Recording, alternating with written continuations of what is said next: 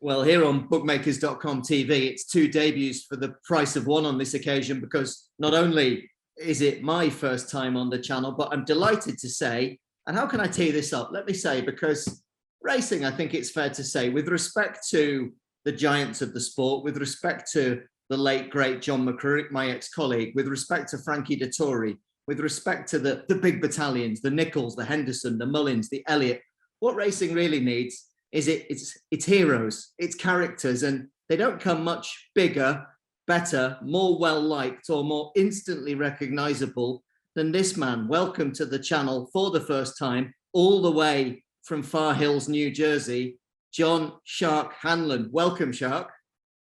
Thanks, Tom. Jeez, you got a new hairdo again, I see.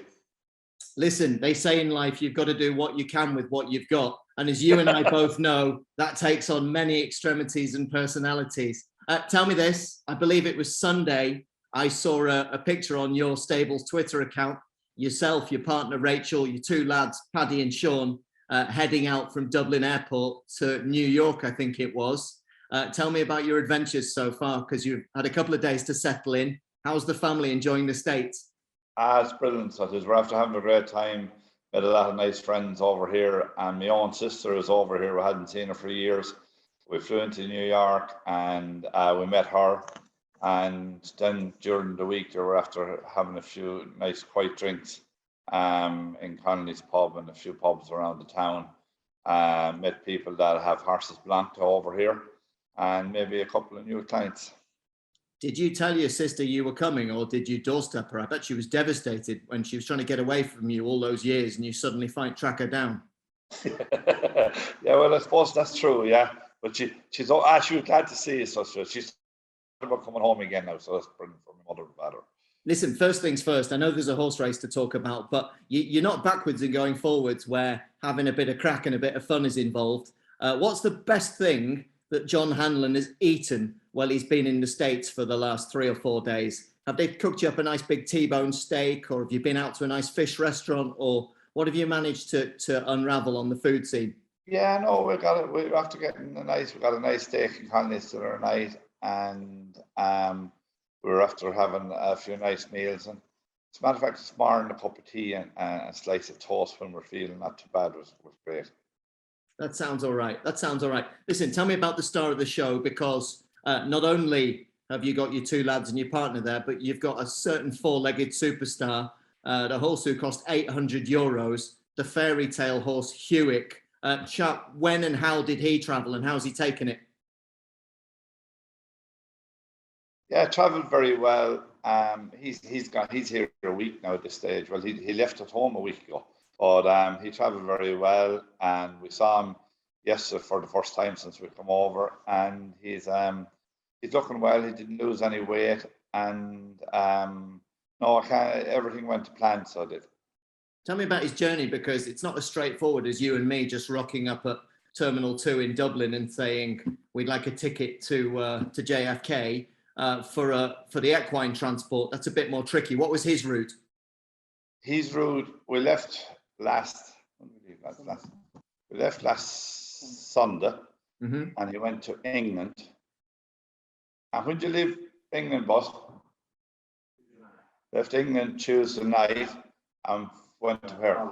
Went to Holland, and then from Holland to Liège to JFK Friday morning.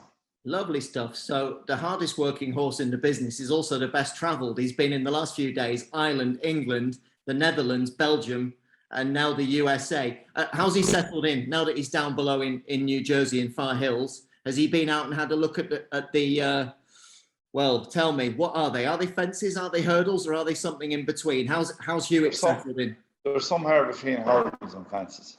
He's like yourself, Tom. He's well travelled at this stage, you know. Versatile. That's the word, yeah. That's the word. No, he's in great form, and yesterday we weren't here yesterday now, and he was schooled, and he schooled well, and today we're going to have to give him just a little bit below, and that's it then for the week. Graham straight then to the race. Sensational.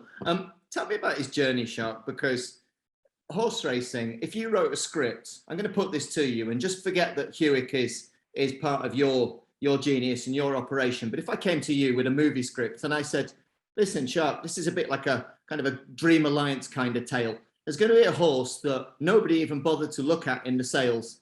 He's not very big. He's a little bigger than a pony, but almost immediately in his career with you, you take him across the water to England. He wins the Durham Grand National in Sedgefield in October of 2021, so only 12 months ago. He then progresses, and everybody said it was audacious and he's got no chance. He then goes to Sandown Park and wins one of the biggest, most valuable, most prestigious handicaps of the entire season on the final day of the British campaign. And he wins the Whitbread, or the what is now the Bet365, but a hell of a pot. Then, freewheeling as John Shark Hanlon occasionally does, he takes him to Galway and tells everybody, I tell you now, he will win. Guess what? He wins. Furthermore, he would have won in Kerry down in Listowel had the last fence not gotten in the way and they'd had a bit of a disagreement. It's so unlikely. The romance of this whole thing, where does it end? Because ahead of you now is the American Grand National. Come what may on Saturday, it is a remarkable story. Yeah, listen, it's after being unreal. The trip is after being unreal with this horse. As you say, he's not a big horse, he's only a handy horse. And we're after getting a lot of enjoyment out of it. Like, to go and win the Durham National was a dream. And then to go on and win the Bet365. And I suppose in the middle of it there, in New Toxter, he might have been very unlucky. He got carried out at the second last time. For that, he probably would have won there as well. And we went to Kerry, or went to Galway, and then I won the Galway Plate, which you dream of. And in the middle of all that, we had my own young lad won the Dingle Derby, and he went on and won the Scottish Jockeys Champion as well. And then we went on to Listowel, and unfortunately he got beaten in Listowel, but we had a little bit of celebrating to do either way in Listowel, because my brother owned the winner of the Greyhound Derby in Shelbourne on the Saturday of Listowel. So we were down for a day or two, but we got back up very quick. Well, I remember very vividly on the Saturday of the Galway races, you coming into me in the Guinness and Oyster tent, and I said, you look as if you've had a long day. And you said, well, I'll be honest with you, since Hewick won on Wednesday, we've been to Scotland and back for Paddy to ride his big winner in the saddle, and we haven't been to bed. And tomorrow we'll have a winner with Hallowed Star. All of those things happened. Hewick won, Hallowed Star won, Paddy won, and who knows, it could actually, rolling on just a couple of months later, culminate in this extraordinary triumph. What can we expect on Saturday? Because it's a different test, it's a sharper test, and of course it's only 2 miles 5, similar trip as Galway. So for a horse who's blessed with all this stamina, he's also got speed. I'd love to believe he's going to be up to it. Is there any doubt in your mind? Is there any sort of little niggling concern in your mind that this might be one race too far, this might be the wrong examination, or do you think this is made for him? Oh, I listen. I have no doubt in my mind when I saw him yesterday evening and saw the form he was in yesterday evening. 2 mile 5, maybe. The only thing you'd be afraid of is that it might be more suitable to some of the other horses in the race. There's horses there, 2 mile and 2 mile 2 horses. But our lad is not slow. And he showed that, like, I remember the Bet365, he jumped out nearly medal running in the Bet365, and they went a good clip. They went 38 miles an hour the whole way, and that's a good clip. I remember one of the newspapers saying the next day that there was 2 mile flat race on the same day as we won the Bet365, and they said that the horses in the last 2 furlongs came up the straight quicker than they did in the 2 mile flat race. So, like, he had, we went to Galway and people wrote him off to say, oh, he won't stay the trip, or he won't be fast enough for the trip. And he jumped out near the middle running again. And in Listowel, we were giving away 1.5 stone to most of the horses, and we were able to still nearly take command coming to the last. So I'm not much. Just that he travelled and yokes like that, and you'd be always afraid after travelling he might be a bit flat, but he don't seem flat, and we're very happy to be here. Well, John, it's a great story. It's a great adventure. Just two final questions, if I may, because you've been very generous as ever, as you always are, with the whole spectrum of punters, of owners, of media. Absolutely everybody wants a piece of the action when you're in town.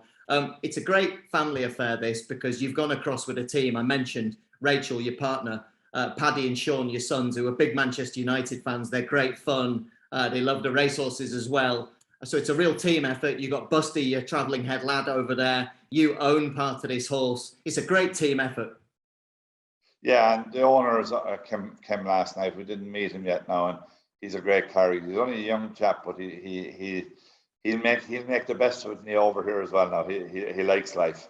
Well, you're not going to be short on support this side of the water either, because back home in Britain and Ireland, people will be roaring for Hewick come Saturday. And let me just finally sign off and say, I know it's a long way away and we love to dream and we love to look ahead into the future, but you're not a man who is shy of a little bit of ambition. 2 tablespoons 3 times a day, I think, is about the adequate dose.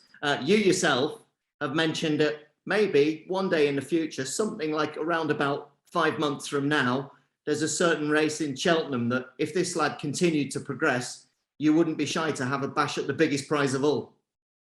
Yeah, listen, please God, he comes home safe out of here, and he's going on holidays after coming home out of here. He'll be well minded for a couple of months, and I'd say that we'll end up going hopefully for a Gold Cup.